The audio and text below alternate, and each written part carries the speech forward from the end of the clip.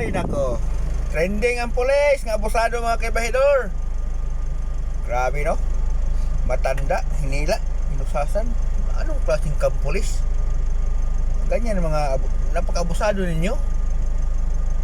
Kung si Duterte pa ang presidente, nako, baka lagpot na imong ngipon.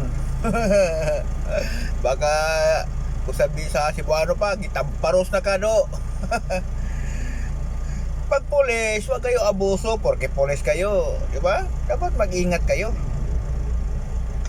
Biro matanda na yun, hinihila mo pa.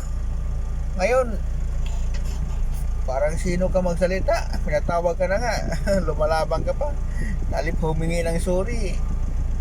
Ay kayo mga pulis, trending kayo palagi sa social media, no? Grabe. Pero sa mga sundalo, wala akong nakita sa social media na umaabuso. Kadalasan puro pulis. Kung hindi pulis, enforcer. Ay nako, magbago na kayo.